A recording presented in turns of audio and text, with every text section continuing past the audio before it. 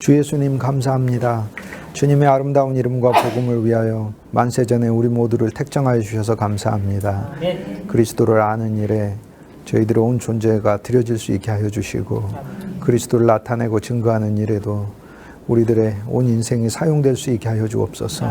저희들 자신으로 무익하고 무용하며 주님께 큰 유익이 되지 못함을 주님께 겸손히 고백합니다. 우리를 긍휼히 여겨주셔서 하는 일마다 우리의 손을 복되게 하셔서 그리스도의 열매와 증거가 나타날 수 있게 하여 주시고 우리의 미숙함과 실수들이 주님의 성령의 변화시키는 능력 가운데서 많은 이들에게 그리스도 예수의 아름다운 씨앗을 확산시키는데 사용되게 하여 주옵소서. 주의 진리로 우리를 하나로 묶어주시고 주님 때문에 우리의 인생이 더 행복해질 수 있게 하여 주시고 그리스도 예수를 아는 즐거움과 주님을 아는 지식이 이 세상에서 가장 값진 것임을 우리의 온 존재를 통해 깨닫고 누리고 많은 이들에게 흘러보낼 수 있는 인생 되게 하여 주옵소서. 귀한 종들의 삶을 세밀히 살피시옵소서. 위로하시고 격려하시옵소서. 저들의 사역 속에서 겸손히 낮아져 주 예수 그리스도를 증거할 때에 주님께서 저들의 입술과 생애를 붙드셔서 주님의 아름다움과 영원한 새 예루살렘의 복음을 위하여 모두 다 귀하게 쓰임받게 하여 주옵소서. 우리 주 예수 그리스도 놀라우신 이름으로 감사하고 축복하고 기도합니다. 아멘. 네. 예수님의 우리 명절입니다. 성경에 7개의 명절이 나오듯이 예수님이 우리의 7개의 명절입니다. 예수님은 우리 유월절이시고 예수님 우리 무교절이시고 예수님 우리 초막절이십니다. 우리 유월절이신 그리스도 예수, 유월절 어린 양이면서 유월절 절기 자체이셔요. 유월절이신 예수 그리스도. 성경에서는 유월절이신 그리스도라고, 우리의 유월절이신 그리스도. 양이시면서 우리의 축제죠. 예수님 안에서 유월절, 구원의 축제를 늘 갖는 것이 우리들의 생활이 되어야 되겠죠. 명절 이렇게 지나면서 휴식하셨으니까 주님 안에서 이제 더 달렸으면 하는 마음입니다. 오늘 굉장히 많이 좀 달리려고 합니다. 하늘에 감추어진 보화와 비밀이 저와 여러분을 통해서 나타났으면 좋겠습니다. 많은 분들이 설교를 하시는데 설교는 한 면에서 능력과 권세로 선포하는 것이긴 합니다. 하지만 아직 익숙해지시기 전까지는 원고 설교를 하기를 당부드립니다. 자기 혼자 서서 스스로 하는 이야기 속에 심지어 우리들의 사역을 이렇게 보면 저도 마찬가지입니다. 예외가 아닙니다. 가끔 가다가 주님의 영에 사로잡혀서 말한다고 하지만 쓸데없는 얘기 할 때도 있습니다. 목회자의 내적 생명이 한 주일 동안 그리스도 안에서 온전하게 다듬어지고 붙들어지지 않으면 서가지고 쓸데없는 얘기 하는 경우가 있습니다. 저조차도 그렇습니다. 물론 주님이 긍휼로 제가 잘 전했기 때문에 은혜가 나타난 게 아니고 저를 긍휼히 여기시고 사용해 주시는 원칙이 서 있기 때문에 그걸 사용해 주셔서 결과가 나오는 것이지 내가 잘 전해서 그 결과가 나오는 것은 아닙니다. 많은 목회자들과 사역자들이 자기가 설교를 잘 전해서 사람들이 은혜 받는 줄로 생각하는데 절대 그렇지 않습니다. 그 다음에 성도들을 가르치려고 하는 거 그거 안 좋습니다. 가르치려고 하지 마십시오. 가르치는 건 율법입니다. 그러니까 벌써 율법의 정신으로 설교를 하고 있는 것입니다. 복음은 그리스도가 복음이죠. 쉽게 얘기해서 내가 설교를 한다는 것은 복음을 내용으로 전할 뿐만 아니라 복음의 정신으로 전하는 것이고 복음의 태도로 전하는 것입니다. 즉 내가 사람에게 가르침으로써 그 사람들이 깨닫는 것 아닙니다. 이성과 머리로 깨달아 봐야 그것은 아는 것에 그치는 것이고 실제 이것을 이루는 것은 하나님의 성령이 이루시는 것입니다. 예수님조차도 제자들을 가르쳤을 때 제자들은 그 뜻을 온전히 준행하지 못합니다. 예수님은 가르치셨어요. 인자가 십자가에서 못 박혀 죽을 것이다. 예수님은 여러 번 가르치셨어요. 그러면 거기에 대해서 제자들 보고 대비하라고 하셨어요. 기도까지 하라고 하셨어요. 그러나 제자들은 도망갑니다. 사람이 못 배워서 도망가는 거 아닙니다. 알고도 도망가는 거고 사람이 못 배워서 넘어지는 것 아닙니다. 사람이 알고도 넘어지는 것입니다. 설교는 내가 누구에게 아는 것을 가르치는 것이 아닙니다.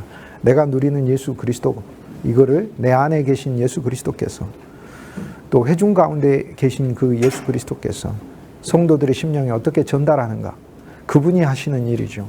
그렇기 때문에 우리는 하나님 말씀을 전할 때 정말 겸손하게 전해야 하는 것입니다. 능력 있고 확신 있게 전하는 것은 맞습니다. 그러나 먼저 설교를 하거나 어느 장소에서든지 또 어떤 신분에서든지 전도사든 목사든 아니면 일반 성도든 또 심지어 사람의 숫자하고 관계없이 우리 앞에 1000명이 놓여져 있든 1명이 놓여져 있든 상관없이 나로 하여금 예수 그리스도를 증거하게 하신 것이 얼마나 감사한지 감사가 충만해서 전달해야 하는 것이죠.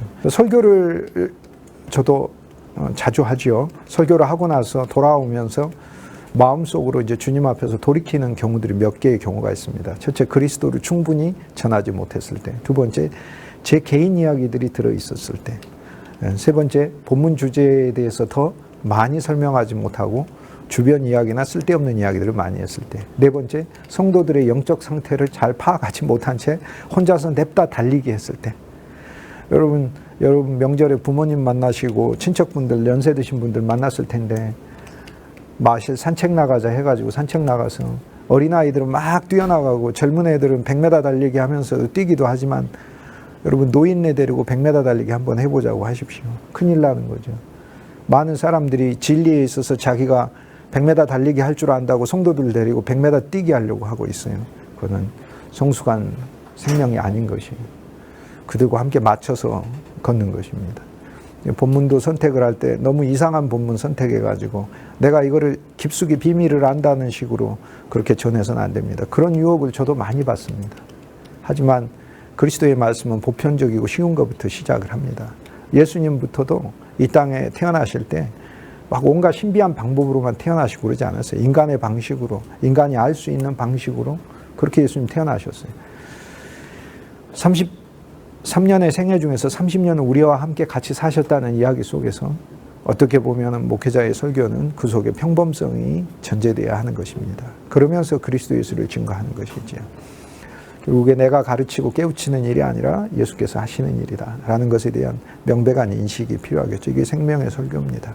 물론 전통적인 방식으로 막 설교할 수도 있습니다. 그렇지만 우리가 전통적인 방식으로 막 설교하면서 생명의 방식으로 설교하고 있다고 착각하고 있는 사람들이 너무 많기 때문에 제가 말씀드리는 것입니다. 그건 그렇지 않습니다. 그리고 설교하는 자의 자세는 언제나 겸손해야 되고 감사해야 합니다. 앞에 앉아있는 성도들이 온 세계에 열리는 수십만 개의 예배 중에서 내가 드리는 이 예배에 와 있구나 라는 거 진짜 감사해야 합니다. 하나님 앞에. 다른 사람 목회자 설교를 듣지 않고 내 설교를 들으러 왔구나 라는 것에 대하여 정말로 감사해야 됩니다. 설교는 서서 하지만 마음은 엎드려서 설교를 해야 합니다. 그런데 많은 목회자들이 설교를 할 때 마음에서 교만해서 있고 내가 똑똑하고 설교 잘하니까 니들이 들으러 왔구나 이런 식으로 설교가 될 수가 있어요. 우리가 배우다 보면 배움도 지식도 바벨탑으로 삼을 수가 있어요. 생명과 진리가 함께 간다는 게 무슨 얘기냐면 진리가 지식에서만 그쳐버리면 나는 이것을 알고 너는 모르지 라는 셈이 돼버리는 것이에요. 그거는 예수 그리스도 안에서 또 하나의 교만한 바벨탑을 쌓는 것입니다. 생명은 보이지 않는 생명이에요. 우리 안에 있는 생명이에요. 그 생명이 무엇으로 나타나는 것에 대해서 사실 성경이 이야기하는데 사랑이에요. 사랑. 모든 율법의 완성은 사랑이라. 사랑인 거예요. 하나님의 말씀을 전달할 때 그 속에 내가 하나님의 사랑을 얼마나 많이 표현했는가, 내 안에 있는 주 예수 그리스도의 사랑이 성도들에게 얼마나 많이 전달되었는가, 또 나는 이들을 향해서 정말 사랑의 마음을 가지고 있는가, 이거를 볼 필요가 있는 거죠. 오늘 우리가 이제 사무엘 하에 3장과 4장을 오늘 시간 나는 대로 계속 달려가지고 그 말씀들을 볼 텐데 그 말씀들 속에서 오늘 우리 사역들을 발견하면 주님이 주시는 위로가 정말로 풍성할 것입니다. 사무엘상 3장에 보면 다윗이 헤브론에 와서 자녀들을 얻게 되죠. 6명의 아내를 두었어요. 이것은 예수 그리스도 안에서 이제 육신적인 것만 가리키면 그는 비극이 되겠죠. 한 사람에게 있어서 그 한 사람의 배우자도 건사하기가 힘든 경우가 많습니다. 그런데 다윗이 왕이니까 6명의 아내를 두었겠지만 이것은 예수 그리스도 안에서 영적으로 그리스도 예수의 6 아내의 특성들이다 이렇게 얘기를 합니다. 우리는 이 6 아내의 특성들이 있어야 되고 6 아내들을 통해서 6명의 아들을 낳는 것입니다. 첫 번째, 우리는 아이노함을 통해서 우리는 주님이 주시는 우리 속에 흐르는 잔잔한 기쁨을 통해서 암논이라는 아들을 낳죠. 암논은 아멘이라는 단어하고 같다고 그랬죠. 주님이 우리에게 주시는 믿음을 이야기를 하는 거죠. 주님께서 우리에게 더 기쁨이 되어주시면은 우리는 우리 속에 큰 기쁨이 표현되고 아비가일로서 표현되고 활동적으로 나타나게 되는 거죠. 아히노암은 이스라엘 출신이라고 하니까 신부의 첫 번째 역할은 생산하는 것입니다. 출산하는 것입니다. 육신적으로도 결혼을 해서 자녀들이 낳는 것은 이번 명절에 여러분이 겪어보셨듯이 하나님이 주시는 최고의 축복이다. 자녀들은 그렇게 느끼셨죠. 마찬가지입니다. 우리가 그리스도의 신부가 되었을 때 주님의 가장 기뻐하시는 일은 우리들을 통해서 예수 그리스도의 사람들이 증거되고 태어나는 것입니다. 그것이 주님이 제일 기뻐하는 것입니다. 그러면 우리는 어디를 가든지 우리 속에 구원의 기쁨을 유지해야 되고 강력히 주님을 바라봐야 되는 이유가 있습니다. 그건 주님을 증거해야 되기 때문에 우리 속에 기쁨이 사그라들면 사실 말하고 싶지 않아요. 주님을 우리가 왜 얘기하고 싶겠습니까? 예를 들어 우리의 자녀들에 대해서 기쁜 소식이 있으면은 함께 나눠줄 사람들에게 막 자랑하지 않겠습니까? 너무 기쁘잖아요. 그러나 우리 자녀들의 근심이 있으면 입이 다물어져 버립니다. 마찬가지입니다. 성도의 생명은 목회자를 통해서 그리스도에 대한 기쁨을 충만히 누리도록 권면되어야 되는 것입니다. 그래야만 예수 그리스도를 증거할 수 있는 것이죠. 우리는 예수님을 신부로 누려서 우리의 믿음이 이제 아들로서 태어나는 거죠. 우리 주님이 우리 안에 넘치는 기쁨으로 누려져서 아비가일로 누려져서 우리는 그분의 형상이 되는 거죠. 우리 주 예수 그리스도 그분의 신부의 그 특징들을 우리가 보면서 예수 그리스도 안에서 주님이 오늘 우리들에게 어떤 분이시고 우리는 어떻게 그분을 사랑해야 되는가를 하나님의 말씀을 우리에게 계시를 해주고 있습니다. 6 아내들의 그 특징들을 하나하나 우리가 삶 속에서 진실로 우리가 누릴 필요가 있습니다. 다윗이 총 아내는 8명인데요. 오늘 여기에는 6명의 아내가 나옵니다. 이후에 이제 3장에 미가를 따로 데려면서 7번째 아내가 나오고 그 다음에 바세바를 취하면서 바세바는 예루살렘에서 아내로 취하죠. 그러면서 8명의 아내가 나옵니다. 그래서 7, 8 이렇게 돼요. 6은 예수 그리스도가 육신으로 오셔서 육신적인 예수 그리스도 오늘 우리 삶에 내 삶에 오셔서 사시고 나하고 함께 되신 예수 그리스도를 나의 사랑의 신랑으로 맞으면서 내가 이 신부의 성격들을 갖는 것입니다. 여러분들도 신부이시고 또 신랑이신 분들도 신부를 얻어보셨기 때문에 여자가 어떤 특징을 갖느냐는 집안을 살리기도 하고 망하게 하기도 합니다. 그만큼 여자는 중요합니다. 그만큼 여자는 귀하기 때문에 하나님이 창조에서도 완성으로 하나님이 그렇게 만드셨죠. 아비가일은 나발의 아내였는데 어리석은 자의 아내였어요. 여기에 나발의 아내라고 이렇게 적고 또 발디엘의 아내 미가를 다윗의 아내로 다시 복원시킬 때도 그 전 남편의 이름들이 나옵니다. 그래서 오늘 우리가 어떤 존재였는가를 하나님이 우리에게 상기시키는 거예요. 사실 우리는 어리석음을 우리 신랑으로 안고 살고 있었어요. 그러나 참 지혜이신 예수님께 온 사람들이라는 것이죠. 길르압이라는 아버지의 형상이라는 뜻이잖아요. 길르압, 아버지의 형상. 아버지의 형상이라는 아들을 낳았는데 이건 아비가일을 통해서 낳았죠. 압살롬이라는 평강의 아버지.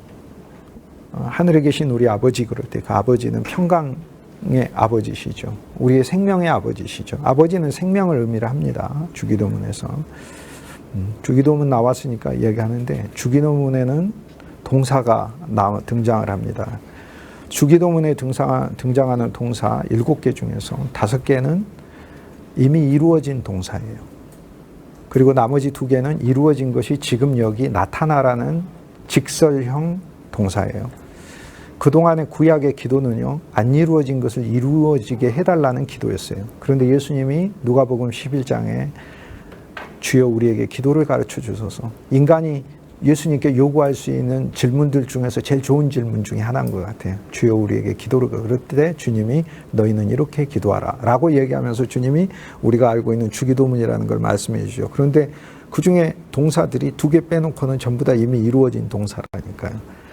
2개는 뭐냐면은 일용할 양식을 주옵시고 하고 악에서 우리를 구하옵소서예요. 그거는 지금 이루셨는데 지금 현재 당신이 그 이루신 일들이 나한테 체험되게 해달라는 거예요. 그러니까 주님은 우리를 먹이시기로 작정하셨어요. 그리고 먹이실 거예요. 그런데 일용할 양식을 주옵시고라는 그 기도를 통해 나는 주님이 전적으로 나한테 당신께서 나를 먹이시고 입히시겠다는 그 원리를 보여줄 것을 신뢰합니다라는 뜻이에요. 그 말이. 이름이 거룩하게 여김을 받으시오며 많은 사람들이 하나님의 이름을 존귀하게 안 여기는 것 같아요. 그리고 하나님의 이름이 진짜 우리에게 구체적으로 나타나는 건 주 예수님이에요. 예수 이름 외에는 천하로 구원을 얻을 만한 이름을 준 적이 없어요. 유대인들이 1000번, 10,000번 하나님 불러도 구원 얻을 수 없어요. 예수 이름을 부르고 예수 이름을 인정해야 구원이 있는 거예요. 그래서 하나님의 이름이 진짜로 존귀 여김을 받는 것은 주 예수의 이름 안에 많은 사람들이 들어가. 그런데 우리가 보면 이게 안 이루어지는 것 같은데, 내가 사역할 때 보면 우리 교회 안 이루어지는. 그러나 주기도문을 우리가 알고 배우다 보면 주님이 이미 이루셨구나. 내 사역을 통해 하나님의 이름이 영광스럽게 많은 사람들에게 전파되고 존귀되게 하실 거라는 걸 주님이 이루셨구나. 이루셨다는 거. 그러니까 구약은 이루어지지 않는 일에 대해서 이루어 달라고 하는 기도지만 예수님이 가르쳐준 기도는 얘들아, 실은 내가 내 인격과 사역과 우주적으로 펼쳐져 있는 내 능력 안에서 이것을 다 이루었단다. 그 이루어진 것에 대하여 너희가 확신하고 참여하고 그 이루어진 것을 나로 하여금 보게 해달라고, 그리고 당연히 그 이루신 일에 대하여 나를 참여시켜달라고 말하는 것이, 이것이 바로 기도란다라고 주님이 얘기하고 계시는 거예요. 이거는 우주적으로 신비한 일이에요. 정말로. 그리고 주님이 주기도문을 통해서 하시는 그 모든 말씀은 주님이 우주적으로 지금 펼치고 계시는 일들을 말씀하고 있는 거예요. 그 우주적인 일들에 나를 넣어달라는 거예요. 너무 놀랍고 감사한 일이죠. 아버지의 형상 길르압을 아비가일을 통해서 낳고 그술왕 달메의 딸을 통해서 마아가죠. 그술왕 달메의 딸 마아가를 통해서 압살롬을 낳습니다. 신분이 아주 제일 뛰어난 사람, 앞에 세 사람은 신분이 굉장히 뛰어납니다. 미갈도 신분이 뛰어나죠. 아버지가 사울 왕이니까 여기 공주가 있죠. 여기에 마아가도 그술 왕의 달메의 딸이죠. 그술 지역은 지금의 갈릴리 호수 우편에 있는 골란 고원 쪽에 있는 그 넓은 초원지대, 아주 비호감 데가 그게 옛날에 그술 왕이에요. 근데 그술이라고 하는 말이 연결하다는 뜻이거든요. 그 그술 왕이니까 이 왕은 아주 커넥션이 대단한 왕이네요. 그러니까 사통팔달한 나라의 왕이다라고 얘기를 할 수 있어요. 유럽에 가보면 어떤 나라들은 사통팔달에 있는 위치에 처해 있어요. 변두리에 있는 나라가 아니라. 스위스 같은 나라는 사통팔달한 나라 아니에요. 다 이쪽 저쪽에서 교차하는 나라니까. 우리나라도 지금은 사통팔달하는 나라예요. 허브다 이 말이에요. 그 그술왕, 연결인데 연결왕국이에요. 근데 세상의 연결왕국, 우리가 어떻게 하면 이 세상에서 출세할까? 연결해야지. 저 사람하고 네트워크 중요시해야지. 네트워크 진짜 중요하죠. 그런데 우주적인 연결왕, 우주적인 그술왕은 누구겠어요? 우리 주 예수님이 우주적인 그술왕이에요. 저는 진짜 놀랍고 신비한 게요. 생명 안에서 주님을 누리고 나서부터 전 세계를 다니면서 그리스도 안에서 모두가 하나로 연결됐다는 사실을 알고 정말로 깜짝 놀라요. 처음 보는 사람 같지만 처음 보는 사람이 아니에요. 한 달이 건너고 두 달이 건너면 다 예수 그리스도 안에서 연결된 사람들인 거예요. 물론 먼 훗날 새 예루살렘에서도 함께 만나야 되는 연결된 사람인 거예요. 우리의 모든 인간관계들은 전부 다 그리스도 예수를 알게 하기 위해서 주님께서 미리 정하신 것이지, 사실 인간적인 어떤 그 만남과 활동에만 절대 뜻이 있지 않아요. 모든 사람의 인간관계는 결국 그리스도께 인도하는 끈이라는 거예요. 그래서 여러분은 그술왕 달메의 딸이어야 돼요. 달메라는 이름이 바가는 자잖아요. 여러분 목회는 연결시키는 거예요. 그술 왕이어야 돼요. 그술 왕국이어야 돼요. 그술 마을만 돼서도 안 돼요. 그술 왕국이어야 돼요. 주님, 우리의 교회가 그술 왕국이 되게, 연결의 왕국이 되게 해주십시오. 예수님께 연결한 내 자신이 그술 왕이어야 돼요. 이전에는 내가 세상적으로 커넥션을 갖기 위해서 막 그랬단 말이에요. 그런데 그게 도움되는 것 같지만 세상적인 커넥션, 혼육으로 커넥션 가지면은 그것은 오히려 그 사람을 썩게 만들고 그 사람을 무너지게 만드는 연결이 됐어요. 생명 안에서의 연결만이 그것이 주님께서 진짜로 사용하시는 연결이 되는 거예요. 우리는 사회적인 활동하다 보면 네트워크도 필요하고 끈도 필요하고 배경도 필요하고 그런 것 같아요. 물론 하나님은 모든 것을 활용하시고 이용하시기 때문에 우리들의 삶에서 우리가 믿음으로 나아갈 때 우리의 모든 연결된 그 왕국, 연결 왕국이 없는 사람 한 사람도 없어요. 여러분 주위에 여러분이 어떻게 처음부터 끝까지 혼자다라고 얘기할 수 있는 사람은 어디 있어요? 여러분 알고 있는 사람들이 주위에 무수하지. 그러니까 우리는 다 이 그술 왕국에 살고 있는 사람들인 거예요. 그런데 진짜 그술 왕국, 우주적인 그술 왕국은 우리 주 예수 그리스도예요. 모두 다 예수님께 연결된다고 하잖아요. 마태복음 1장에 딱 펴면 뭐라고 나와요? 예수님 족보가 나오잖아요. 그 족보 사람들이 예수님하고 다 연결된 사람이라고 얘기하잖아요. 아브라함이 이삭을 낳고 이삭은 야곱을 낳고 야곱은 유다와 그 형제들과 유다는 다말에게서 베레스를 낳고 베레스는 헤스론 헤스론 람 아미나 나손 살몬 보아스 오벳 이세 다윗. 어떤 한 사람도 그러면 독립적인 족보고 독립적인 사람이다라고 이야기하는 게 어디 있어요? 이것은 아브라함의 후손을 설명하기 위한 것도 아니고요. 다윗이 아무리 위대해도 다윗의 후손들을 설명하기 위한 것도 아니에요. 예수 그리스도가 나시니라. 모두 다 예수님에 연결된 예수님의 왕국을 말하기 위한 것단 말이에요. 그런데 마태복음 1장에서 예수님 끝난 게 아니잖아요. 그분이 이 땅에 살면서 전부 다 그분에게 연결되잖아요. 디베라 바닷가에서 제자들이 예수님께 연결됐죠. 산 위에 올라가서 무수한 사람들이 연결됐죠. 아, 그러면 산에 못 올라오는 사람들, 그 엄청난 팔복을 이야기하시는데 그 장소에 와서 예수님 이야기를 못 듣는 사람들이 있죠. 문둥병자는 못 듣잖아요. 문둥병자가 어떻게 그 사이에서 예수님 말씀을 듣습니까? 가까이 일반인들 회중에 오지도 못해. 예수께서 산에서 내려오시면 5장, 6장, 7장 지나 마태복음 8장 예수께서 산에서 내려오심에 한 문둥병자가 예수님 앞에 엎드려 가라사대 주께서 원하시면 나를 깨끗게 하실 수 있나이다. 내가 원하노니 깨끗함을 받으라. 다 연결되잖아요. 예수님께 전부 다. 왕도 연결돼. 문둥병자도 연결돼. 모두가 연결되는 거예요. 예수 그리스도. 진짜 그술 왕국 사람인 거 우리는. 우리가 알고 있는 모든 인간관계는 그리스도를 위해서 사용된다는 명백한 믿음을 진짜로 가져야 돼요. 혼육에만 있고 혈과 육에만 있으면 그건 썩습니다. 진짜로 썩습니다. 그리스도께 연결되기 위해서 우리의 인간관계가 있어져야 돼요. 가족도 마찬가지예요. 가족도. 명절은 가족들이 제일 화목해야 되는데 기부원 예배의 자리가 전장터가 되듯이 명절에 화목의 자리가 가족들의 싸움의 자리로 바뀌는 경우가 많습니다. 너무나 많아요. 응? 나는 부모님 모시는 동안 너는 뭐 했냐로부터 시작을 해서 왜 그렇게 모셨냐로부터 시작을 하고 난리 치는 거예요. 그게. 네가 뭐 그냥 모셨냐, 네가 뭐 부모님이 뭐 줬으니까 모셨지. 여기서부터 이제 뭐 큰 싸움이 벌어지고 이제 다시는 안 보고. 명절이 아니야. 절기가 아니잖아. 절기가. 우리는 그 기부원에서 전면전 벌이고 대표전 벌이고 대표전 벌여. 남편들끼리 싸우고 대장들끼리 싸우고 대표로 싸우고 자녀들까지 합세해가지고 미워하면서 내가 다시는 큰아버지라고 부르나봐라 이러면서 오고 막 그러는. 이거는 언제나 우리 삶에서 그대로 벌어지는 일이라는 거예요. 인간적인 혈육이라 하더라도 혼육에만 머물면은 썩게 돼 있어요.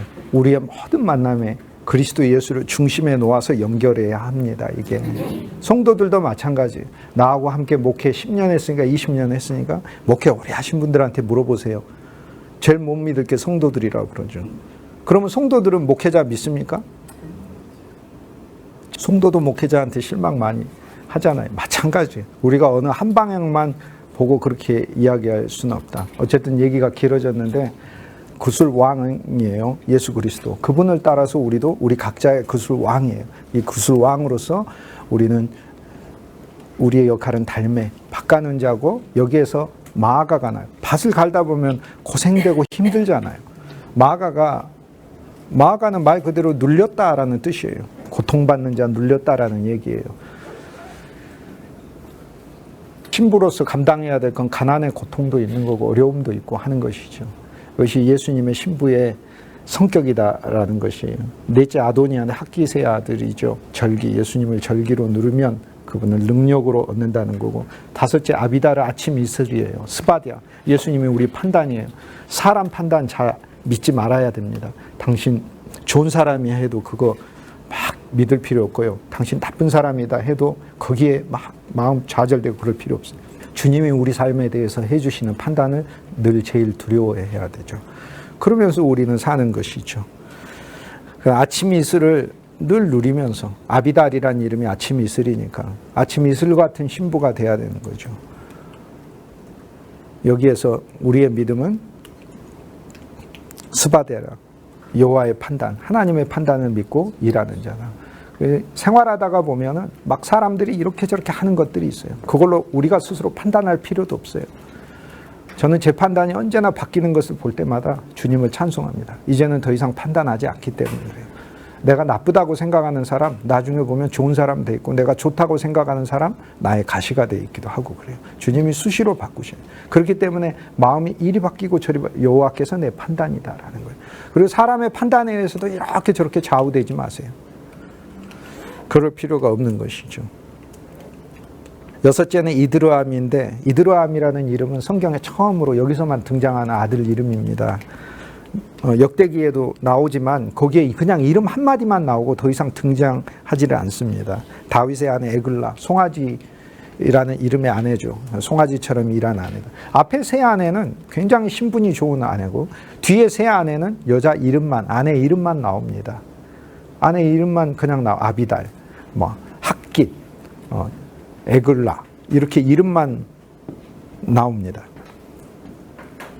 그거는 무명의 여인들이라는 것을 이야기를 해요.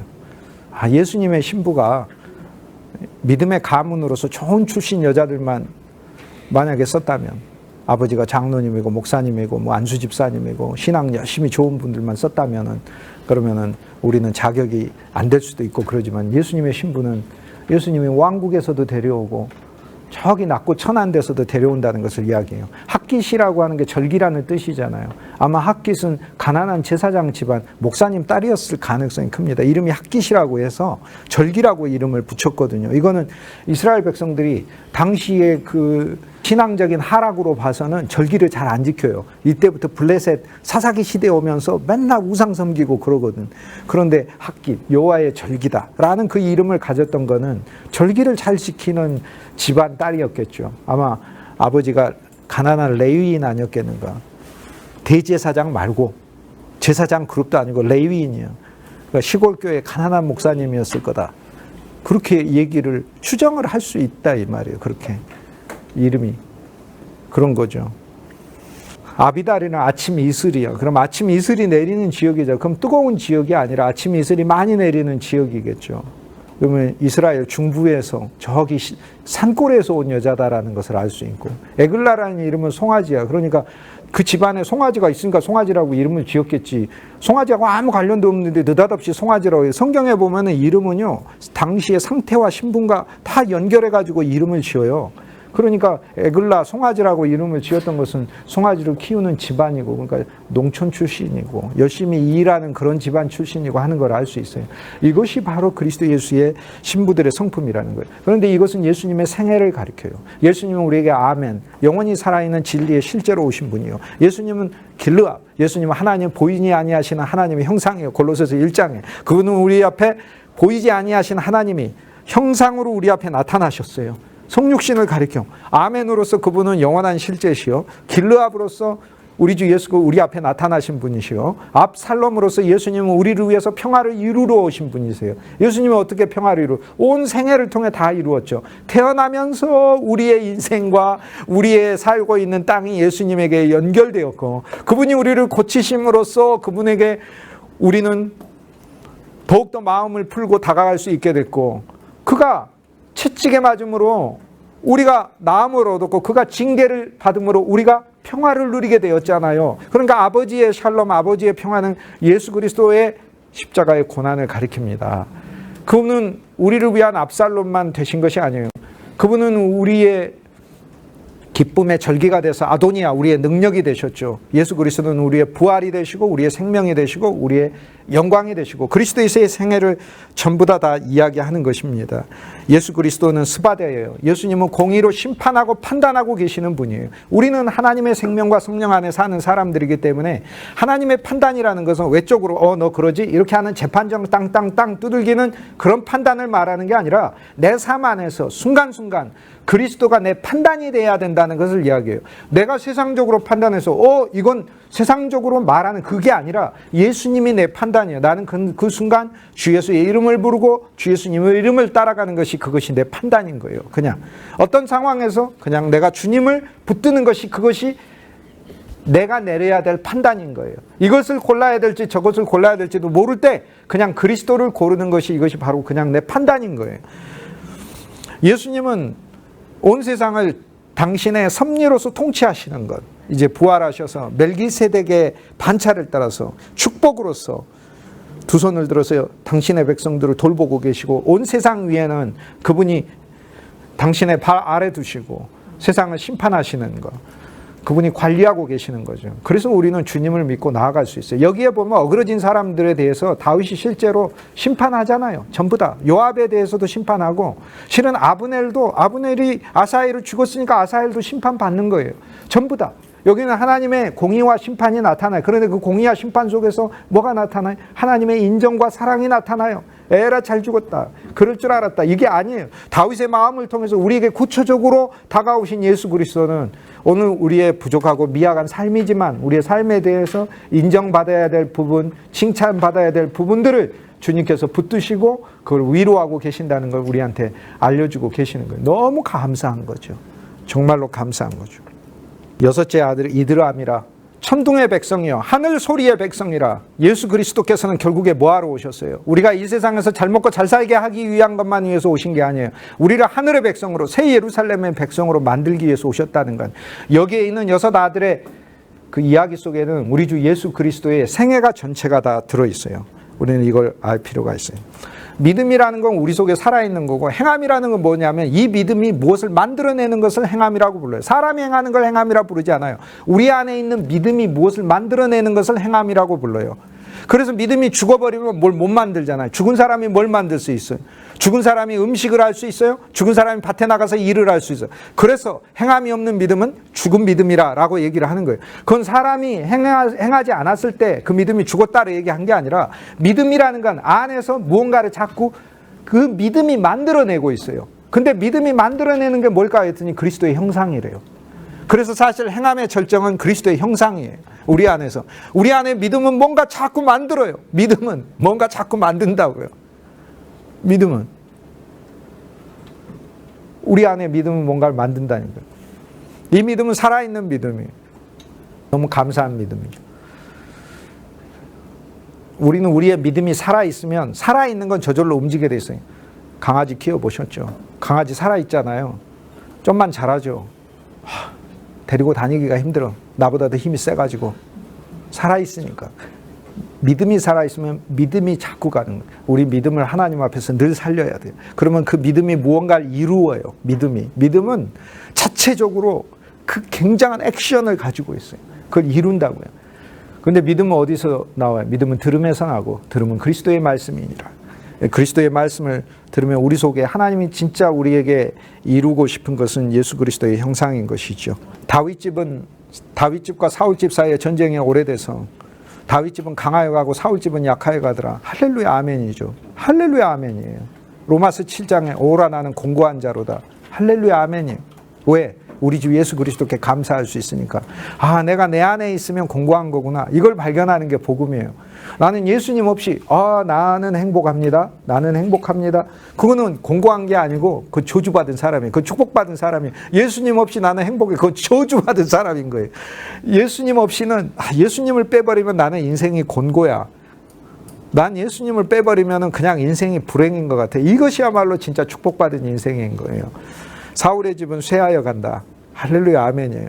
주님 그렇습니다. 우리 집안에 혈과 육의 우리 가문은 쇠하여 가게 하시고 예수 그리스도의 증인이 되고 그리스도의 은혜의 그릇이 되는 우리의 가정들은 훨씬 더 증가하게 하십시오. 이게 이제 우리의 기도가 돼야 되는 거죠. 사울의 가문은 사무엘 3장에 다윗의 가문과 비슷하게 나타납니다. 여기에 다윗의 아내들은 살아있는 다윗의 아내들이죠. 그런데 사울의 아내가 나오는데 성경은 첩이라고 불러요. 첩은 이제 우리의 어떤 신분제 개념하고 조금 달라요. 낮은 아내라는 뜻이에요. 낮은 아내. 어떤 권리를 반밖에 못 누리는 아내라는 말이에요. 그 의미로 하면. 근데 아내기는 아내죠. 그런데 첩이라는 말이에요. 이것은 우리가 육신으로 신앙생활을 하는 사울의 신앙 아래에 있을 때 그리스도의 신부된다기보다는 예수님과의 온전한 관계를 누리지 못하는 상태에 있다는 것을 이야기를 해요. 그러면서도 오늘 우리들이 이리저리 끌려다니는 인생이라는 것을 보여줍니다. 사울의 가문 안에서는 그 가문에 번식도 없어요. 그 가문에 왕성한 활동도 없어요. 하지만 하나님은 다윗의 가문을 훨씬 더 번창하게 하신다라는 걸 알려줘요. 물론 사울의 가문도 우리 주 예수 그리스도를 나타내니까 오늘날 많은 사람들이 그리스도 예수를 믿잖아요. 하지만 오늘 우리들이 사울의 가문 속에서 주님을 믿는 게 아니라 주님이 나를 더 전진시키셔서 나를 다윗되게 하시고 다윗의 가문 안에서 우리 가문과 자손들이 번성하게 하옵소서. 이게 하나님 말씀 안에서 우리가 소망을 더 든든하게 붙들어야 하는 것이겠죠. 사울의 집안에서 실제적인 권력은 아브넬에게 있었어요. 그러나 사울 왕국의 왕은 이스보셋이죠. 둘 다 아주 마음 아픈 소리들을 주고받습니다. 이것이 바로 육신적인 가정, 육신적인 교회, 육신적인 인간관계 속에서 서로 마음 아픈 얘기들을 주고받습니다. 근데 우리는 그런 이야기들이 생명의 사람에게서는 안 나오는 게 좋습니다. 내가 창에 찔릴지언정 내가 저 사람의 옆구리를 찌르는 것은 안 하는 게 좋습니다. 그것이 하나님 보실 때 성숙한 것으로 보는 것이에요. 그것은 서로에게 어쨌든 데미지가 있고 나도 찔림을 당하게 된다라는 것을 알려줍니다. 그리고 이런 일이 일상화될수록 더 심각해집니다. 어느 정도로 심각해지냐면 처음에 우발적으로 찌르게 되죠. 옆구리를. 그게 아사엘이 죽는 거죠. 그런데 여기서 더 전진하게 되면 요압이 의도적으로 데리고 가서 몰래 찌르게 됩니다. 그리고 몰래 의도적으로 계획적으로 이렇게 찌르게 돼요. 그러면 하나님의 뜻에 거슬려서 또 찌르게 돼요. 그런데 거기서 하나 더 나가면은 옆구림을 찌를 뿐만 아니라 사무엘하 4장에 보면은 이스보셋의 머리를 따가지고 머리를 가져가게 됩니다. 머리됨까지 없어지게 만드는 그 사람의 신분과 직책까지 완전히 떨어지게 해야 되겠다. 훨씬 더 성경 안에서는 무엇이 자라나고 있음을 봅니까? 죄가 더 자라나고 탐욕이 자라나고 잔인함이 자라나는 것을 보여주고 있어요. 그래서 오늘 우리들에게 무엇을 위해 오늘 우리가 예수 그리스도로부터 부르심을 받았는가라는 것을 하나님 말씀을 통해서 우리에게 알려주고 있는 거죠. 아브넬 장군은 크게 보면 어쨌든 주님을 위해서 일한 사람이었다라고 다윗이 인정해줘요. 네가 나에게 오지 않는 이스라엘 백성들을 어쨌든 네 지도력 아래서 이렇게 붙들고 있었다라고 나중에 다윗이 인정을 해줍니다. 사무엘하 3장에. 이게 주님의 은혜와 긍휼이에요. 우리가 눈을 감을 때 하나님이 내 인생을 보면서 사실 생각해보면 내 고집대로 할 때도 많았고 내 생각대로 할 때도 많았는데 주님이 가능하면 좋은 점수 주시려고 우리의 인생을 그렇게 보신다는 거예요. 이게 생명의 사람에 대하여 하나님의 말씀이 보여주는 바예요. 누가 하나님께 드린 것을 그대로 이자 붙여가지고 받았다고 하겠느냐라고 하나님 말씀 얘기하고 있잖아요. 누가 그렇게 하나님을 그런 식으로 우리가 보겠어요. 우리는 진짜 하나님의 정말 말할 수 없는 살아있는 그분의 은혜만 고백하면서 눈을 감게 되어 있는 인생인 거예요. 우리는 아브넬의 인생에 대해서 그렇게 봐요. 아브넬처럼 우리는 사역하면서 묘한 환경 속에 우리는 처할 때가 많습니다. 오늘 우리가 생각할 때는 다니엘이 왕하면 좋잖아요. 그러나 하나님 다니엘 왕 안 시키셔요. 느부갓네살이 왕하고 있어요. 아니 왜 다니엘 같은 사람 위에다가 느부갓네살을 두시지? 느부갓네살을 두었으니까 다니엘의 신앙이 빛나는 거 아닙니까? 다니엘과 그 친구들이 사자굴에 들어가든 풀무불에 들어가든 느부갓네살 왕이 있었으니까 다니엘이 신앙이 빛나는 거지. 그럼 느부갓네살 왕이 다윗 왕 같아가지고 다니엘 보고 하나님의 사람이요 편안하게 잘 지내세요 별장 사주고 그러면 성경에 그 다니엘 이야기가 왜 나와요? 그러면 그런 식으로 하면 나도 예수님 잘 믿겠네. 그러면은 하나님의 사람들은요 일을 할 때 하나님이 자기 주위와 옆에 반드시 자기를 단련시키는 사람을 둔다는 사실을 알아야 돼요. 그건 성도일 수도 있고 가족일 수도 있고 동역자일 수도 있고 그래요. 각 장마다 그래요. 사무엘하 2장에서는 경쟁자이기도 하고 그러지만 3장에서는 하나의 한 자리를 놓고 다투는 사람. 요압도 장군이고 아브넬도 장군이에요. 결국에 이 두 사람이 한 곳에 있으면 한 사람은 머리가 되어야 되는 거예요. 거기서 한 장 더 넘어가게 되면은 자기 밑에 휘하에 가장 아끼는 장수들한테서 배신당하게 되는 거예요. 예수 그리스도 안에서 우리는 이것들을 체험하는 거예요. 나는 날마다 죽노라. 주님이 나를 왜 죽이십니까? 라고 하면서 따지는 인생으로 우리를 만드는 게 아니고 그리스도 예수 안에서 주님이 나를 처리해 가시는구나. 하지만 복음이 있잖아요. 사울의 집 약해지는데 큰일 났다. 아니에요. 다윗의 집은 강성히 가더라. 겉장막은 후패하는 것 같은데 속사람은 날로 흥하고 성하고 강건해지잖아요. 세워져 가잖아요. 이게 하나님 말씀이 우리에게 주는 소중한 하나님이 보이는 우리의 겉장막을 무너뜨리셨으면 하나님 이제 보이지 않는 장막으로 하나님이 성하게 하십시오 라고 하는 말씀을 붙들어야 되죠. 하나님이 다윗에게 많은 자녀들을 주셨듯이 나와 내 후손들에게 하나님의 베푸실 큰 은혜를 내가 반드시 소망합니다. 사울의 집안에서 나는 다윗의 집안으로 옮겨오신 줄 믿습니다 라고 하는 그 믿음을 가지고 말씀들을 취하죠. 이 말씀들을 가지고 성도들의 삶에도 실제적으로 복을 주셔야 되죠. 사울의 집처럼 집은 가정이기도 하고 교회도 하기도 하고 그래요. 어떤 교회에 부임을 했어. 그곳에 여러분 이스보셋으로 담임 목사지만 거기 아브넬 같은 장로님이 있어. 그러면서 힘이 있어요. 그러면서 거기에서 이상한 일도 많이 벌이시고 그러시는 거야. 막 재정도 막 마음대로 쓰시기도 하고 뭐 거기에서 목사의 용기를 내서 한마디 했는데 또 거기서 당신 말이야 내가 쫓아내고 그러면 또 할 말이 없어가지고 그렇게 있고 그래. 이거이 우리 현실이에요. 그럼 우리는 어떻게 해야 될까? 여기서 어떻게가 어디 있어요? 다 죽어요. 아 그렇구나. 예수 그리스도 안에서 주님이 알아서 종결시키겠구나. 우리는 그리스도 우리의 참 다윗인 예수 그리스도께 가는 것만이 우리의 일이겠구나 라는 거죠. 그 과정에서 하나님이 하실 일들은 하실 거예요. 우린 그걸 보면서 주님께 가는 것이죠. 하지만 아브넬 입장에서 보자고요. 아브넬 입장에서 어떤 교회는 그래요. 교역자가 새로 왔어. 새로 왔는데 예를 들어 뭐 본인이 교회당 짓고 본인이 모든 거 돈 다 대고 그랬으면은 내가 주인처럼 막 행세하고 그럴 수도 있었겠어요. 하지만은 지금 이스보셋이 왕으로 세워졌죠. 전에 사울 같으면은 그래도 왕권이 있고 여기저기 싸우기도 하고 이 사람 저 사람 구해주기도 했거든요. 그런 이스보셋은 그런 것도 아니잖아요. 아브넬 입장에서 보면은 자기는 이스보셋의 아버지 사울하고 함께 전장터를 누비면서 목숨을 걸고 사울의 왕국을 지켜왔어. 지금 말로 하면 이 교회 누가 헌금 많이 해서 내가 헌금 많이 해가지고 당신 월급 주고 그러는데 내가 누가 이 건축하는데 헌금 많이 했어 내가 이렇게 하는데 당신 나한테 이렇게 할 수 있느냐라는 거죠. 우리가 하나님 일을 하다 보면 이런 환경에 많이 처하게 돼요. 우리가 이스보셋처럼 약한 목회자에 처하기도 하고 어떨 때는 아브넬처럼 때로는 수치와 모욕을 당하면서 내 노력을 하나도 인정해 주지 않는 그러면서 본인도 잘못이 있는 거죠. 본인도 그 속에 사울의 첩이라고 했으니 이 단순히 어떤 탐욕의 문제만은 아니잖아요. 부정한 문제만은 아니라고. 이거는 거기에서 하나 더 나아가서 사울의 자리를 넘보는 그것까지 있었다고요.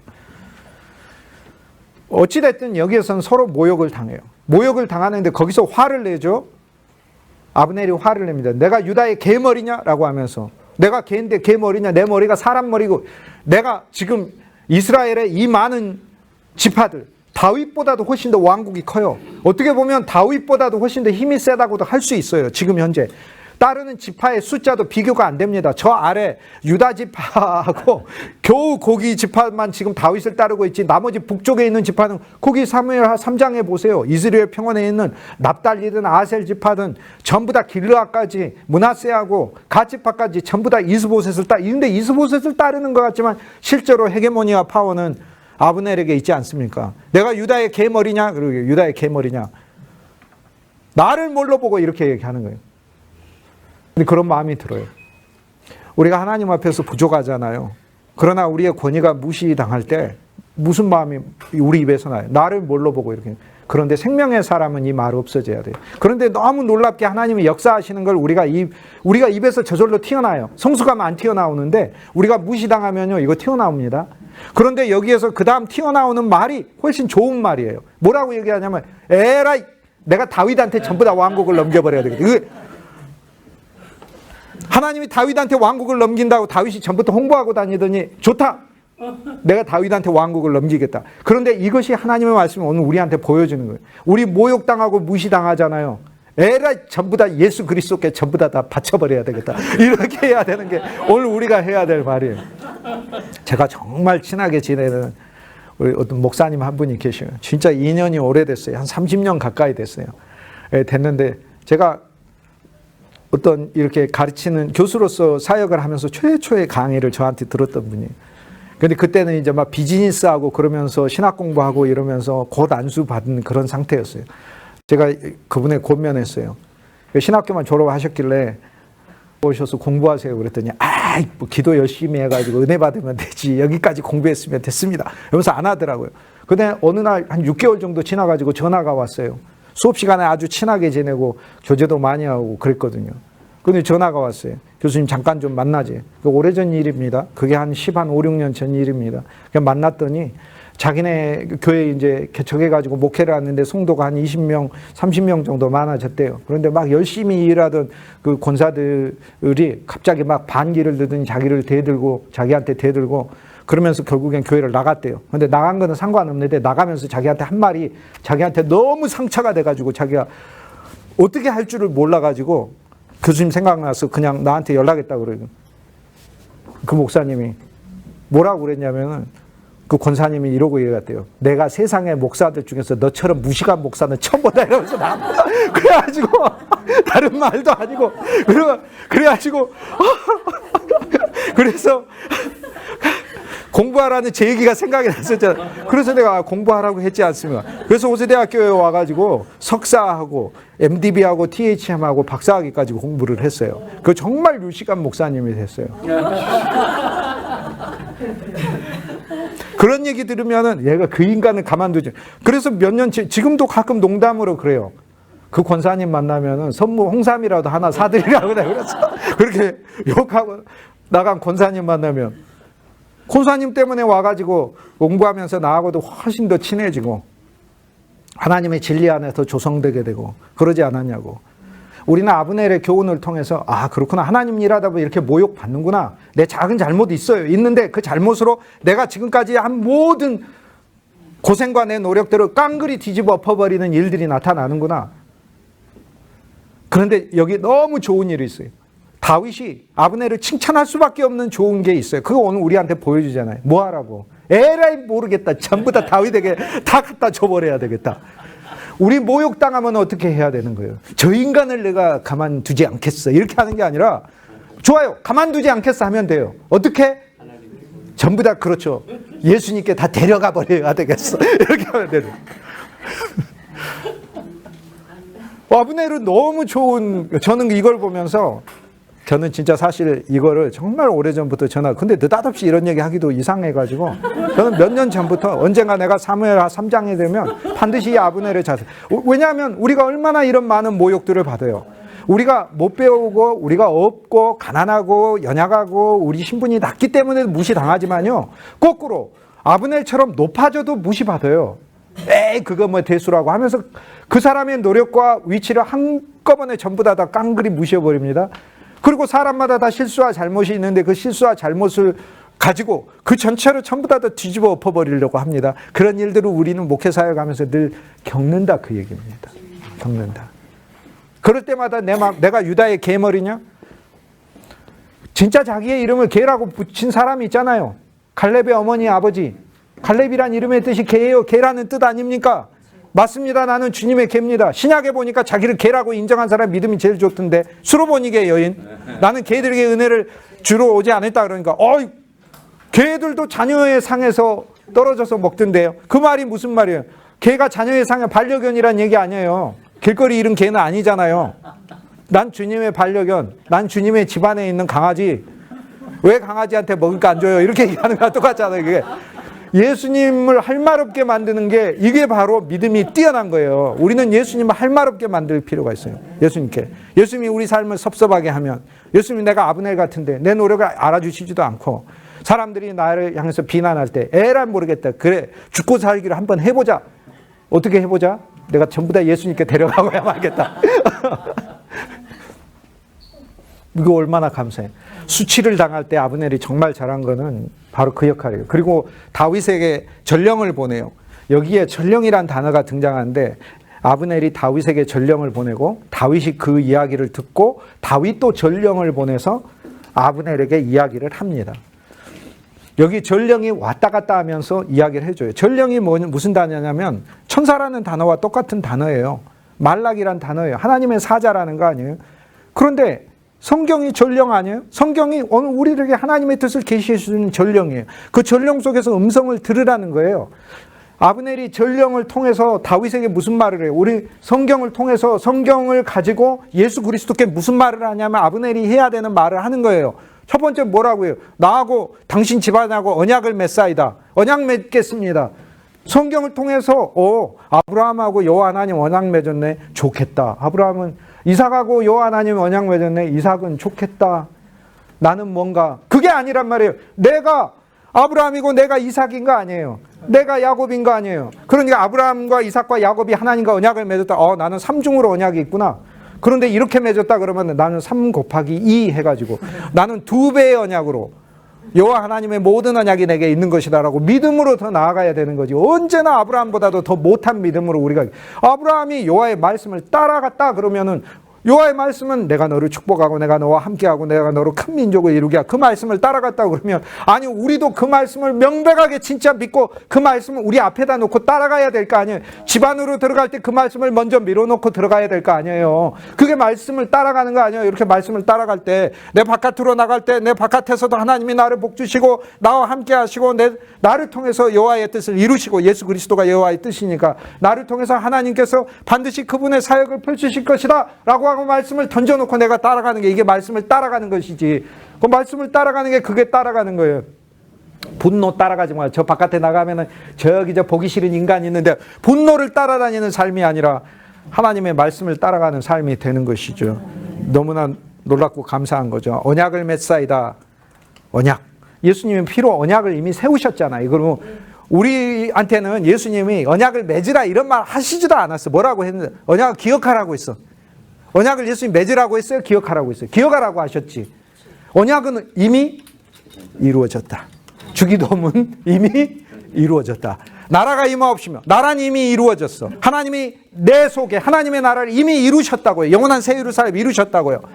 이루어진 거, 하나님 그 나라가 이루어지는 거 시간 안에 내가 체험하게 하십시오. 그 나라를 나를 통해 펼치십시오. 그 기도라고요. 하나님 당연히 하실 줄 믿습니다라는 거. 강력한 확신, 주님이 일하고 계시는 주기도문 안에서 있는 모든 예수 그리스도의 활동과 그분의 생명의 엄청난 운동 에너지, 그것이 내 삶을 통해서 나타나게 해 주십시오라는 그 기도 아니에요. 그게 얼마나 놀랍고 감사한 기도입니까? 다윗이 전력, 성경을 보면서 나하고 예수 그리스도 언약을 맺는 거구나. 예수님이 이미 언약을 세웠다고 했잖아요. 언제 제자들이 사정해야 될 거 아닙니까? 예수님이 6월절 만찬을 제자들과 함께 가르치면서 드시면서 거기에서 예수님 뭐라고 말씀해요? 이는 내가 너희를 위하여 흘리는 피고, 피가 새 언약이고 내가 너희를 위하여 주는 내 몸이다. 몸이 새 언약이라고 말씀하셨잖아요. 그런데 거기에 어디에 엄밀히 보면 우리가 사정해야 되잖아요. 주님 없이 우리 인생이 어떻게 삽니까? 불쌍하지 않습니까? 예수님 이 땅에 뭐하러 오셨습니까? 구경 오셨습니까? 하면서 예수님 날 구원해 주셔야 되지 않겠습니까?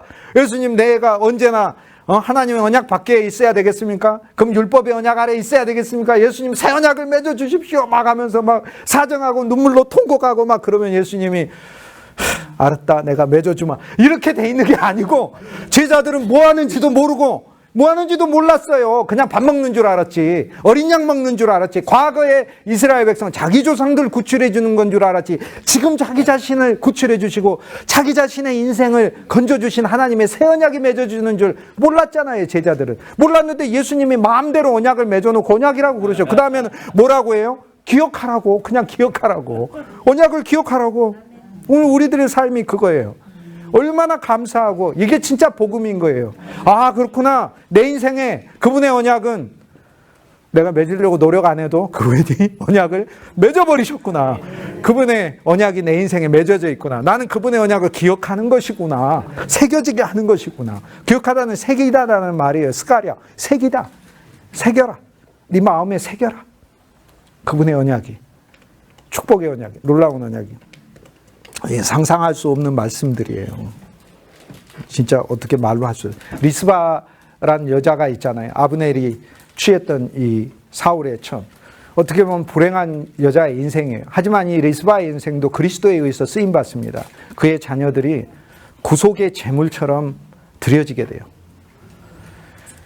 리스바는 아야의 딸인데, 아야는 맹금류 새를 가리킵니다. 매라든지 독수리라든지. 눈이 새들 중에서 가장 시각이 뛰어난, 거의 인공위성급으로 어마어마하게 시력이 뛰어난 새들이죠. 먹이를 보는 데서, 원수를 보는 데서 그렇죠. 우리는 다른 눈은 안 뛰어나도 에덴 동산에서 죄를 짓고 나니까 죄에 대하여 눈이 밝아졌는데, 오늘은 우리들은 예수 그리스도를 생명나무 열매를 먹었기 때문에 다른 것에는 눈이 어두워져도 예수 그리스도를 보는 데는 눈이 밝아져야 되겠죠. 우리들이. 그게 우리는 진짜 아야의 딸. 리스바는 숯불이라는 말이에요. 불꽃, 숯불. 인생이 정말 고난 속에 있는 거잖아요. 고난, 다 고난이 있어요. 난 눈물 없는 고난 본 적이 없어요. 전부 다. 다 모든 사람들의 삶이. 혹시 제 얘기가 좀 안 맞는 분은 끝나고 저한테 얘기해 주세요. 교수님, 저는 인생 살면서 한 번의 어려움도 없었고 실패도 없었고 매일매일 행복과 기쁨과 즐거움 투성이었고 아픔도 없고 눈물도 없고 매일매일이 그냥 천국이고 좋은 일만 너무나 풍성했습니다. 그러면 제가 앞으로 강의할 때 그분만 빼고 이렇게 실명을 해가지고 빼고 모두 다 눈물 가운데 있었다 이렇게 얘기를 하도록 할게요. 오늘 우리는 진짜 아야의 딸 리스바 같은 인생이야. 우리가 의지하고 있는 것이 그거 죽어요. 힘이 없어서. 하지만 우리는 예수 그리스도로서 주님의 사랑으로 그분의 신부가 되는 인생으로 바뀌었다라는 것을 오늘 말씀 속에서 발견하라는 거예요. 아야의 딸 리스바의 삶을 통해서 불행한 내 옛사람의 모습이 들어있고, 그런데 미갈로서 나를 찾아오시는 거예요. 아브넬처럼 다윗에게 전령을 보내서 성경을 보고 이야기하는 거죠. 언약을 맺겠습니다. 두 번째, 나와 내 집은 다윗을 위한 집입니다. 그리고 이스라엘 모든 백성들을 전부 다 내가 왕께 데려오겠습니다. 성경을 보고, 우리가 성경이 전령이에요. 성경을 보고 뭘 느껴야 돼요? 성경을 보고 하나님은 날 사랑하신다. 언약을 해야 되고, 성경을 보고 뭐를 우리 느껴야 돼요? 좋다. 내 주위에 있는 인간들 두고 봐라. 다 빠짐없이 내가 전부 다 그리스도께 데려가 버리고야 말겠다. 라고 하면서 그렇게 하라는 거예요. 이 언약을 보고. 그러니까 다윗이 또 전령을 보내서, 그러면은 우리가 성경을 통해서 이제 그리스도의 음성을 우리가 들어야 되는 거죠. 뭐라고 얘기해요? 좋다. 언약을 맺겠다. 단 한 가지 조건이 있다. 나의 아내 미갈을 데려와라. 그 어떤 마음으로 오라는 거예요? 네가 아브넬로서만 와서는 안 된다는 거예요. 네가 네 인생에서 성공하고 네 왕국을 지켜내기 위한 사람으로서만 와서는 안 되고 그리스도의 신부의 마음으로 와야 된다는 거예요. 근데 미갈을 데려오라고 할 때 뭐라고 해요? 내가 블레셋 사람 포피 100개로 산 신부라고 얘기를 했어요. 미갈이 다윗을 사랑하니까, 그리고 다윗도 미갈을 사랑해요. 왜냐하면 사랑한 거 어디서 알 수 있냐면은 사울이 미갈을 다윗에게 줄 때 블레셋 사람 100명의 포피를 잘 나오면 그 막 전투도 벌여야 될 거 아닙니까? 막 싸우다가 블레셋 사람의 중요한 곳에다가 상처를 내가지고 전부 다 떨어진 살자국들을 가지고 데려와야 되는, 다윗이 목숨을 걸어야 되잖아요. 그런데 블레셋 사람 100명이 아니고 200명을 했어요. 사울의 조건은 100명인데 다윗이 200명을 했어요. 101명 해도 넘치는 것 같아요. 근데 200명을 했어요. 얼마나 이 여인을, 혹시 사울 같은 사람이 하도 말 바꾸니까 100개 가지고 왔는데 아니야, 생각하면 120, 150 이럴까 봐 아예 200개를 가져와 버려. 그 충격을 받은 거지. 더 이상 올릴 수가 없는 거예요. 이거는 그만큼 사랑했다는 거 아니에요. 그만큼 사랑했다는 거 아니에요. 나와 정원한 신분이라. 여기서 그리스도의 음성을 우린 진짜 들어야 돼요. 그렇구나. 만세전에 예수 그리스도 안에서 주님이 우리를 그분의 신부로 정원했구나. 그런데 어떻게 주님이 사셨다고? 200번 죽을 목숨을 걸고 우리를 사셨다고요. 율법으로는 100번, 법으로는 100번만 포피를 잘 나오면은 살 수 있어요. 그런데 나머지 100번은 율법의 의무가 아닌 그분의 은혜가 부어진 100번 아니에요. 그분의 모든 것을 쏟아붓는 십자가의 은혜를 통해 목숨을 200번 건 은혜로 오늘 우리들을 사셨다고 그러잖아요. 그래서 미갈을 어떻게 잊겠어요? 그녀는 나의 정원한 신분이라. 그런데 미갈의 삶은 또 발디하고 살고 있고, 여기선 발디엘이라고 나오죠. 바우림까지 따라오죠. 우리가 하나님의 일을 하고 일하러 갈 때 우리 인생에서 하나님 우리를 불러내셔서 그리스도의 신부로 그분만을 위한 삶으로 나아갈 때 바우림의 이별이 있습니다. 이별이 있어요. 하나님 우리에게 주신 이별들이 있어요. 가족의 이별, 친구의 이별, 동역자의 이별. 그런데 그 이별을 바우림의 이별로 쓰세요.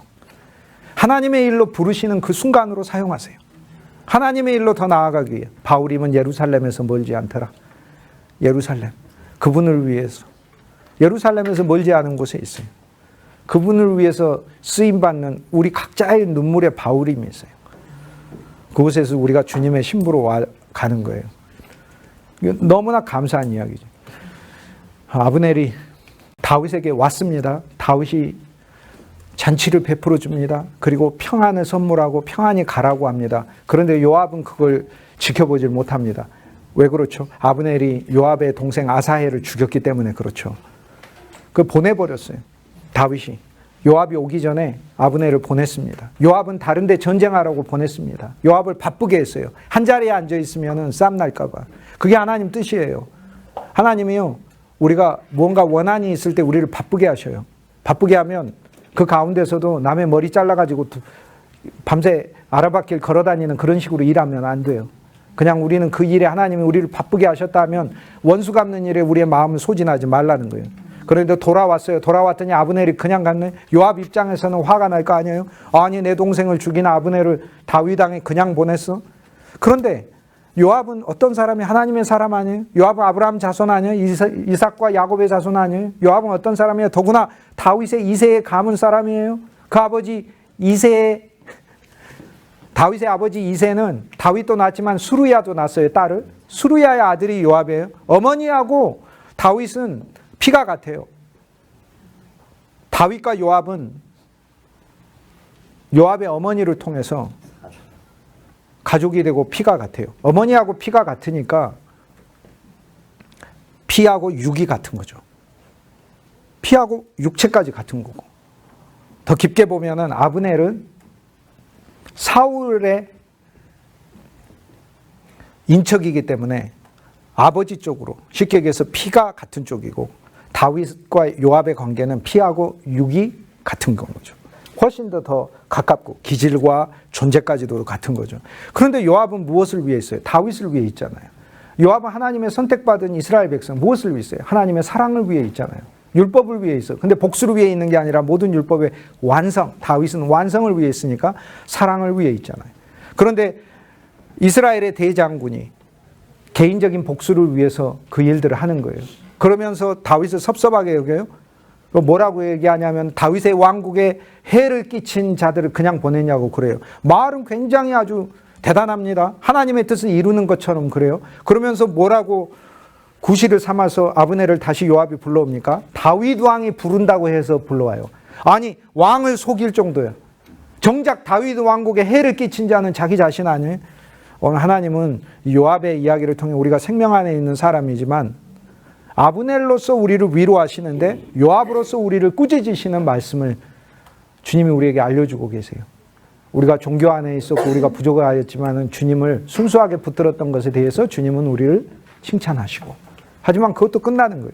하지만 요압으로서 우리가 하나님의 생명의 사람으로 산다고 하는데 너는 무엇을 위해서 사느냐라고 물어봐요. 넌 무엇을 위해서 하나님 일하냐? 너는 무엇을 위해서 여기 와 있느냐? 주님이 그렇게 무엇을 위해서? 네 개인적인 한풀이를 위해서? 너가 너무 가난하고 힘들고 그래서 네가 인생에서 성공하기 위해서? 사회에서 존경 못 받았으니까 교회에서 존경받으려고? 사회에서 존경받았으니까 교회에서도 당연히 존경받으려고? 너 무엇을 위해서 여기 와 있느냐?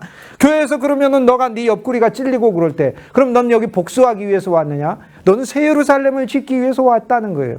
이것이 다윗이 가진 뜻을 요압이 못 본 것을 이야기를 하는 거예요. 그 새 예루살렘의 확장인 솔로몬의 왕국에서 그러므로 요압의 위치가 없는 거예요. 요압은 당장 죽지는 않지만 솔로몬의 왕국에 들어가지 못합니다. 솔로몬에 의해서 죽습니다. 그것은 뭘 가리켜요? 오늘 우리들이 여전히 우리의 혈과 육에 남아있는 감정과 미움과 원망과 어떤 다툼 속에서 비록 하나님의 생명 안에 있는 사람이라 할지라도 그 길로 나아가는 중에 오늘 우리 이 기질들이 우리 속에 있다는 걸 주님이 보라고 하고, 이것들이 여전히 남아있는 한에 있어서는 우리는 그분의 영원한 풍성한 왕국에 들어가지 못할 걸 봐요. 하지만 성경은 못한다라고 하는 율법만 가르쳐주는 책이 아니에요.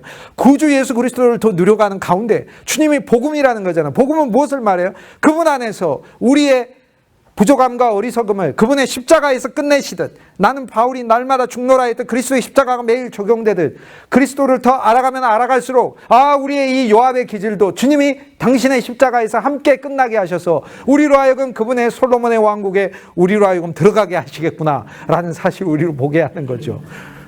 그러니까 복음이죠.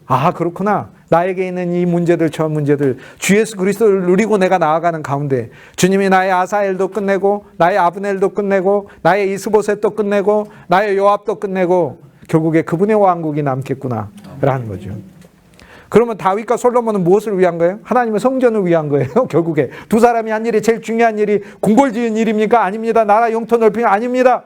그보다 훨씬 더 나라 영토 넓힌 사람은 징기스칸도 많이 넓혔고 온 세상에 많습니다. 나폴레옹도 넓혔고. 그러나 제일 위대한 일을 세상에서 처음으로 한 사람 아닙니까? 하나님의 성전을 지었잖아요. 결국에 이들의 모든 인생은 무엇을 위해 있는 거예요? 하나님의 성전을 위해서 있는 거예요. 오늘 우리들의 모든 인생은 하나님의 새 예루살렘 성전을 위해서 있는 것이죠. 아브넬이 죽었는데 아브넬의 죽음을 다윗이 애도하잖아요. 애도하면서 저가 헛되이 죽지 않았다 그래요. 저가 어리석게 손이 묶여가지고 또 저가 엎드러져 죽은 사람 같지만 저의 손과 발이 쇠사슬에 묶여있고 아무것도 못하는 사람처럼 죽은 게 아니라 저가 힘이 있고 능력이 있지만 저가 속임을 당해서 저도 억울하게 죽은 것이다. 하지만 주님을 위한 의로운 죽음이었다고 다윗이 애가를 해주죠. 오늘 우리가 하나님의 사역하다 보면은요, 우리가 미숙하고 부족함이 있지만 주의 일을 하다 보면 아브넬처럼 성문 안에서 비밀리에, 그것도 대낮에 벌어진 전투가 아니라 비밀리에 옆구리 창을 찔려가지고 칼을 찔려서 우리가 그렇게 죽게 돼 있다 이 말이에요. 하지만 칼빈이 나의 심장을 여호와께 드리나이다 라고 미리 이 본문을 보면서 미리 드려버렸대. 나의 심장을 여호와께 드렸기 때문에 주님 손에 우리의 영원한 생명도 주님과 함께 있고 그리스도 안에 숨겨져서 하나님 안에 있잖아요. 감추어져 있잖아요. 우리 영원한 생명, 우리 목숨도 하나님의 안에 감추어져 있잖아요. 누구든지 주님께서 자기 목숨을 잃고자 하는 자는 얻는다고 하셨잖아요. 그 건네도 버렸어. 나의 심장을 주님께 미리 드렸기 때문에 나의 심장을 뭐 누가 와서 찌르든지 주님이 알아서 찔리시고 나에게는 예수 그리스도의 부활 생명이 있기 때문에 주님이 나를 살아나게 하실 거라는 걸 믿는다라는 이 믿음으로 나아가는 거죠. 아브넬을 애도하면서 요압까지 그 자리에다가 끌어다 놓고 애도하게 만들어요. 오늘 우리의 요압 하여금 깨우치게 하는 거예요. 우리가 생명의 사람이지만 우리가 생명의 사람으로 무엇을 위해서 일하느냐. 우리의 첫 번째 다윗의 왕국은 사랑으로 건설돼야 된다고 다윗이 얘기하고 있는 거예요. 복수로 건설하는 왕국이 어찌 나의 왕국이 하나님의 왕국이겠느냐라는 거예요.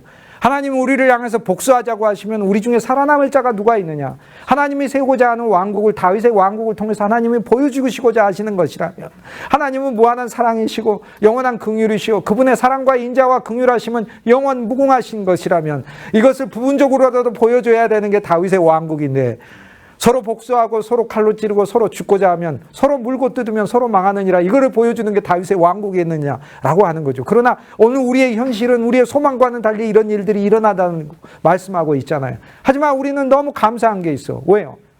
다윗의 왕국은 지속될 것이니까. 그리고 다 죽어도 다윗이 사니까.